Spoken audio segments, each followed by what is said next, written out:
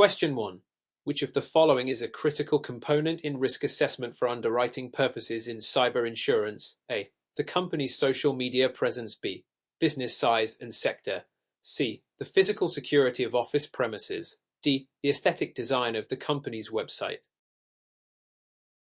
Answer. B. Business size and sector. Explanation. When underwriting cyber insurance, key factors such as business size and sector play a pivotal role in determining the risk exposure. Larger organizations or those in high-risk sectors, e.g., finance, healthcare, often face greater threats leading to high premiums. Cyber insurers assess the specific needs and potential vulnerabilities based on the nature of the business and its operating environment. While social media presence, office security, and website design are factors in broader risk assessments, they are not as directly impactful on cyber insurance underwriting. Question 2. Mr. Thompson, the head of IT at a medium-sized law firm, has noticed a sudden increase in phishing attempts targeting the firm's employees. What should he do to mitigate the risk of a successful cyber attack and strengthen the firm's cybersecurity posture? A. Increase the number of firewalls within the company network. B. Conduct an employee training session on identifying phishing emails. C. Improve physical security around the office premises. D. Upgrade the firm's website security to the latest version. Answer. B. Conduct an employee training session on identifying phishing emails. Explanation. While strengthening firewalls and improving website security are important components of cybersecurity, addressing phishing risks requires proactive training. Phishing attacks often succeed because employees unknowingly provide sensitive information. By conducting regular cybersecurity awareness training, Mr. Thompson can educate employees on recognizing phishing attempts and other social engineering tactics, significantly reducing the likelihood of a successful attack. Physical security and website security improvements are essential but would not directly address the specific issue of phishing. Question 3. According to New York Cybersecurity Regulation 23 NYCRR 500, which of the following is a requirement for financial institutions in relation to cybersecurity programs? A. Financial institutions must purchase cyber insurance to cover all risks. B. Institutions must create an incident response plan and maintain it regularly. C. Institutions must notify clients of every cybersecurity incident, regardless of severity.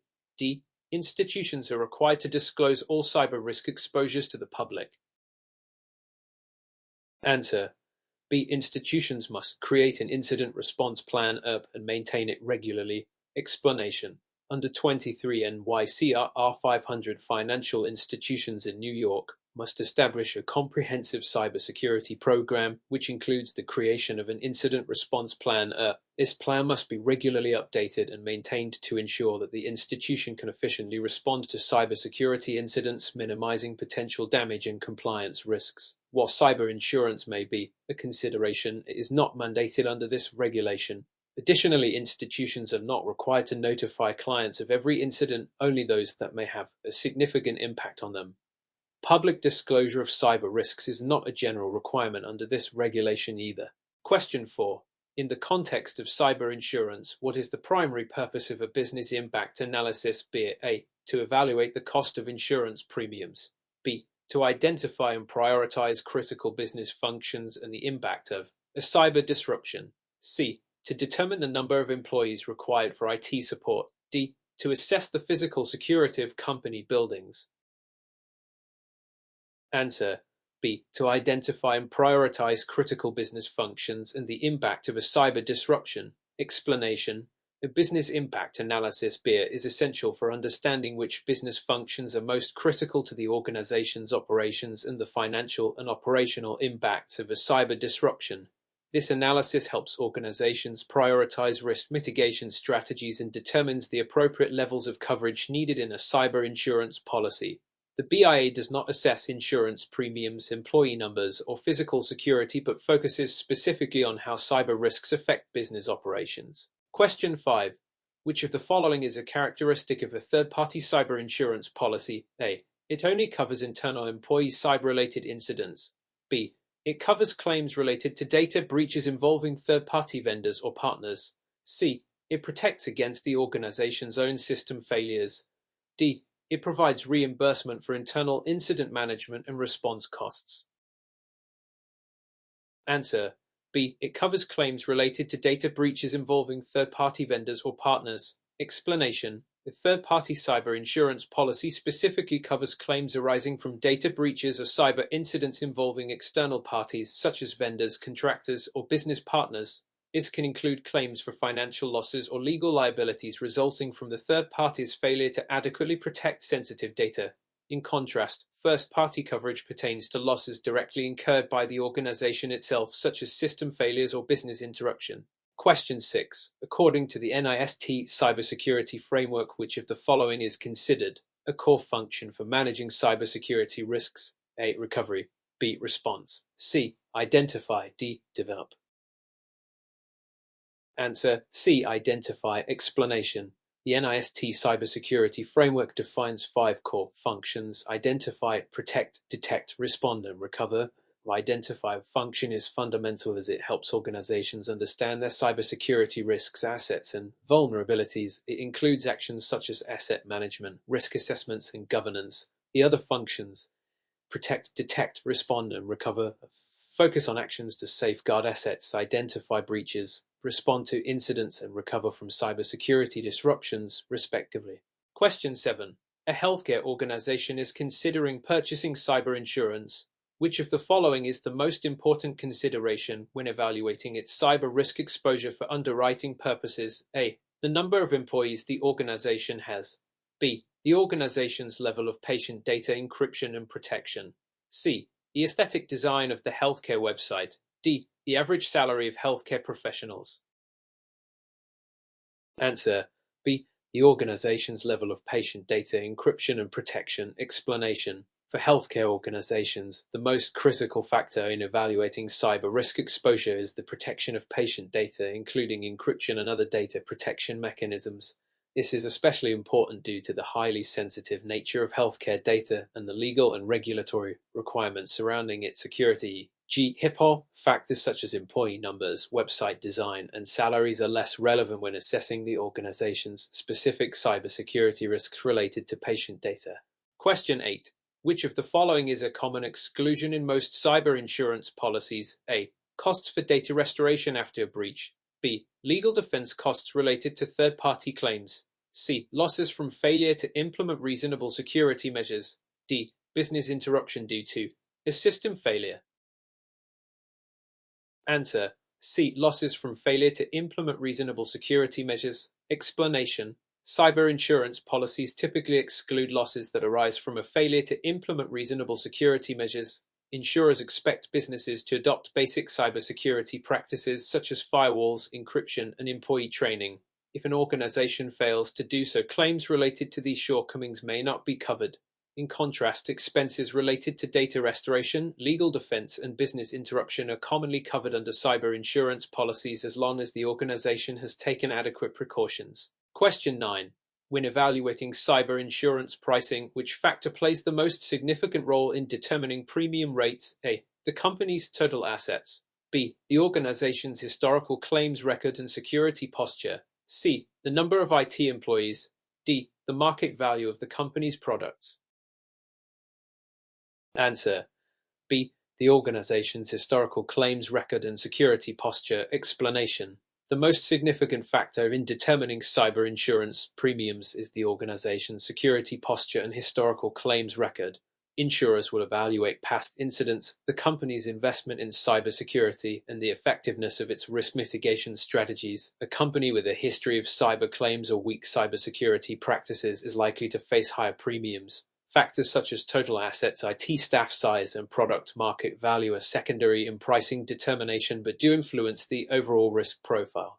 Question 10. Which of the following is considered a cyber extortion or incident in the context of cyber insurance claims? Say, a ransomware attack in which the attacker demands payment to restore encrypted data. B. A data breach where customer information is stolen and sold on the dark web. C. An employee mistakenly sending sensitive company information to an unauthorized recipient. D. A denial of service DOS attack that temporarily disables a company's website. Answer: A. A ransomware attack in which the attacker demands payment to restore encrypted data. Explanation: Cyber extortion refers to incidents in which cybercriminals demand payment or other concessions to stop harmful activities or to restore access to systems or data. A ransomware attack is a prime example of cyber extortion, where the attacker encrypts the organization's data and demands a ransom in exchange for the decryption key. The other options: data breaches, accidental information exposure, and DOS attacks are different types of cyber incidents that are not classified as cyber extortion. Question 11. Which of the following cyber insurance policy components is critical for addressing business interruptions caused by cyber incidents? A. Data breach liability. B. Crisis management coverage. C. Business interruption coverage. D. Cybercrime protection. Answer: C. Business interruption coverage. Explanation: business interruption coverage is specifically designed to cover the financial losses incurred by a business due to a cyber incident that disrupts its normal operations. This can include lost revenue, extra expenses incurred, or the costs of getting back up and running. Data breach liability, crisis management coverage, and cybercrime protection may assist with legal and reputational aspects, but they do not specifically address the direct financial impact of operational downtime caused by a cyber event. Question 12. Which of the following actions is typically excluded from coverage under a cyber insurance policy? A. Costs associated with restoring data after a cyber attack. B. Claims arising from a business's failure to secure sensitive customer data. C. Legal costs for defending the business in a class action lawsuit. D. Costs incurred to inform customers of a data breach. Answer: B. Claims arising from a business's failure to secure sensitive customer data. Explanation: cyber insurance policies often exclude coverage for losses resulting from a business's failure to implement adequate security measures. This includes neglecting to take reasonable precautions to safeguard sensitive data.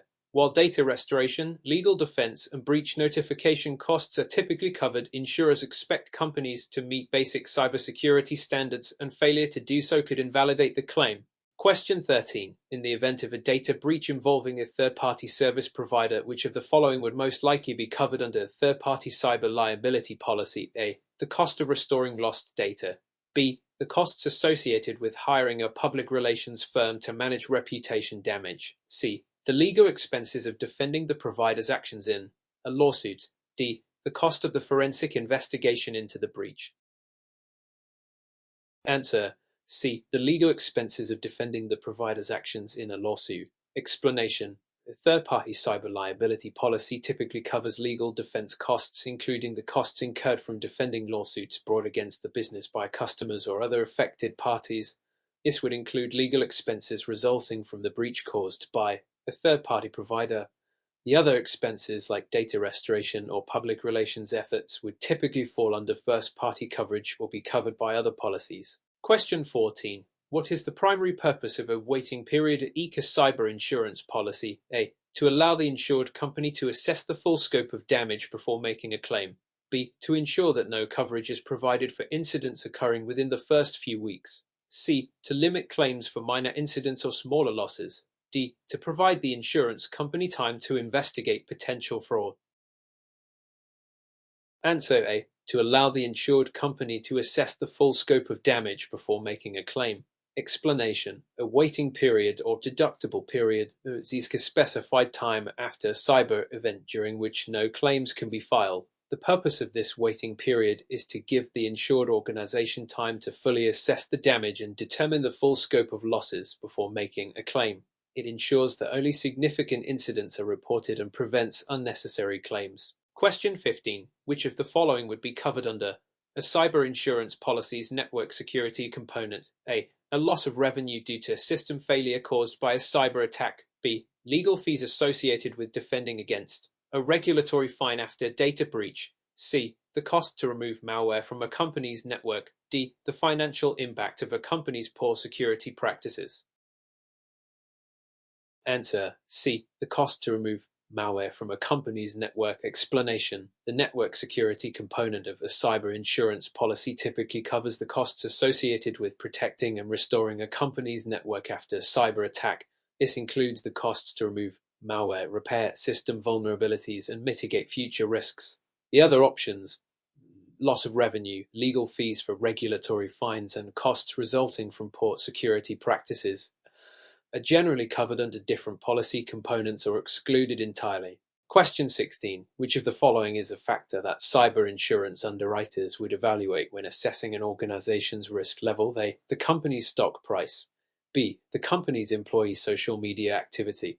C. The organization's cybersecurity protocols and incident response plans. D. The geographical location of the company's headquarters. Answer: C. The organization's cybersecurity protocols and incident response plans. Explanation: when underwriting a cyber insurance policy, underwriters closely assess an organization's cybersecurity measures, including its protocols, incident response plans, and overall security posture. Strong security practices and a well-defined incident response plan help mitigate risk and may lead to lower premiums. Factors like stock price, employee social media activity, and the company's location are less important in determining risk for cyber coverage. Question 17. Which of the following would be considered a data breach under most cyber insurance policies? A. An employee accidentally sending an email with a confidential document to the wrong recipient. B. A hacker gaining unauthorized access to a company's employee database. C. A computer system crash that causes the temporary unavailability of a company's website. D. A third-party contractor losing a physical device containing company data. Answer: B. A hacker gaining unauthorized access to a company's employee database. Explanation: a data breach generally refers to an incident where unauthorized individuals gain access to sensitive or confidential data, which is a primary concern for cyber insurance policies. The hacking of a company's employee database is a classic example of a data breach. Accidental email mistakes, system crashes, and lost physical devices may be covered under other types of policies, but are not always considered data breaches in the context of cyber insurance. Question 18. A company is experiencing a ransomware attack and the attacker demands payment to decrypt its files. Which type of cyber insurance coverage would typically respond to this situation? A. Cybercrime coverage. B. Data breach liability. C. Business interruption coverage. D. Social engineering fraud protection. Answer A. Cybercrime coverage. Explanation: cybercrime coverage typically responds to incidents involving criminal acts such as ransomware attacks where attackers demand payment to release encrypted data or prevent further damage. This coverage can help mitigate the financial impact of paying the ransom as well as cover investigation and recovery costs.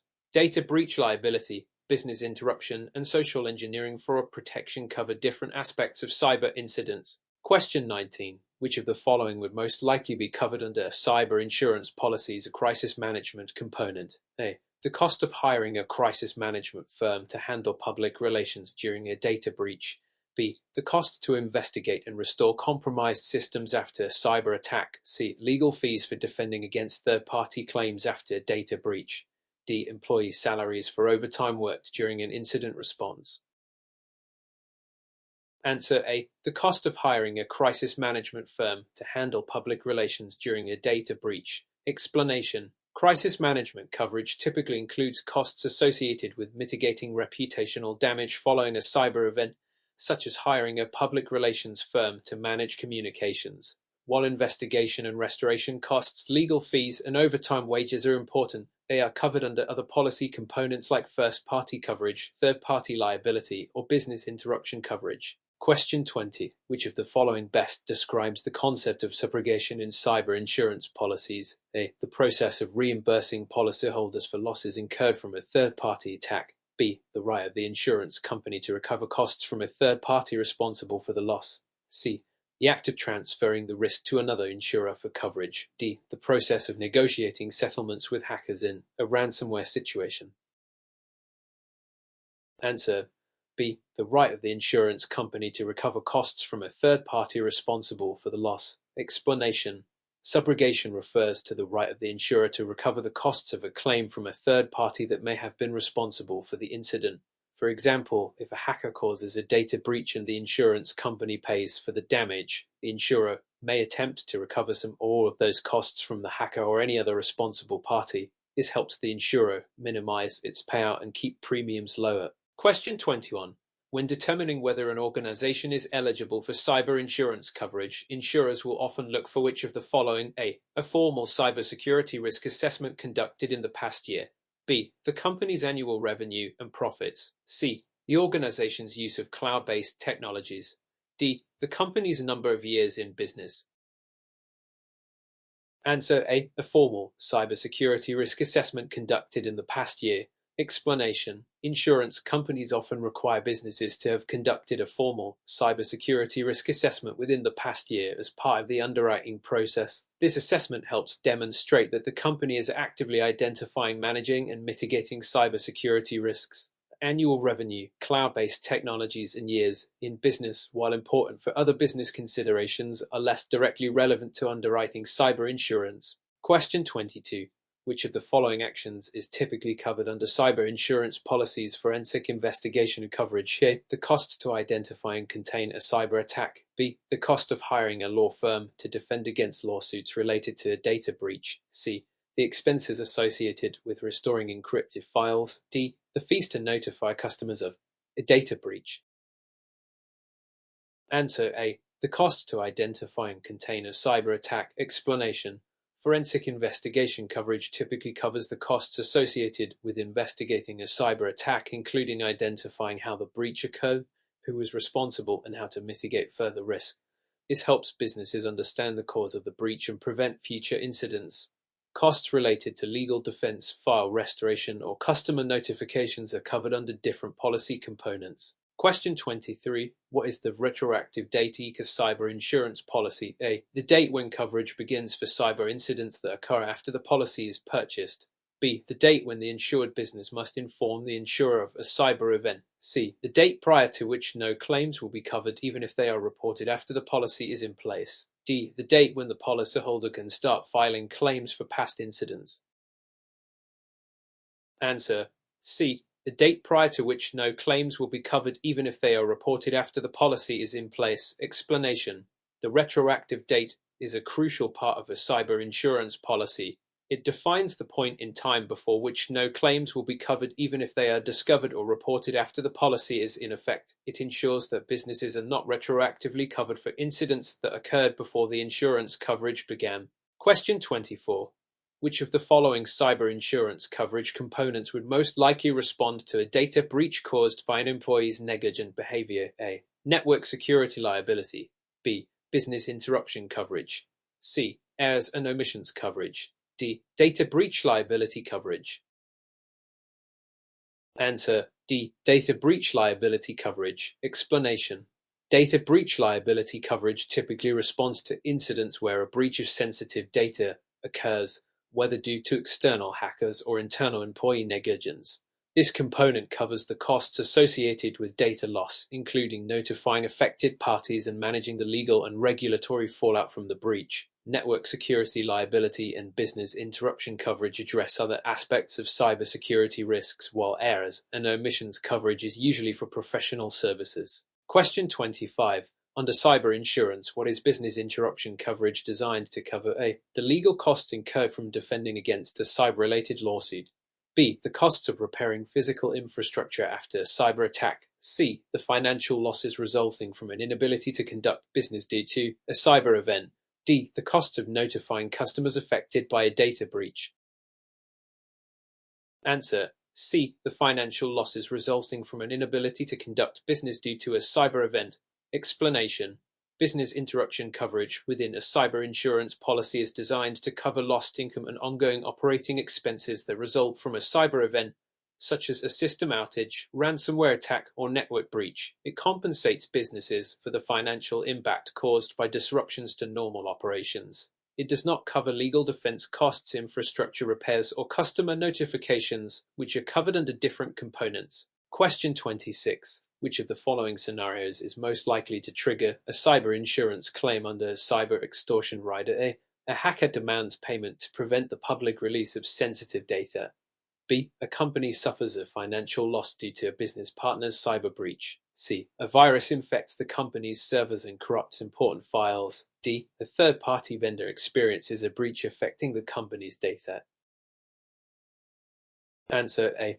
A hacker demands payment to prevent the public release of sensitive data. Explanation: a cyber extortion rider typically covers incidents where an organization is extorted or threatened by cyber criminals.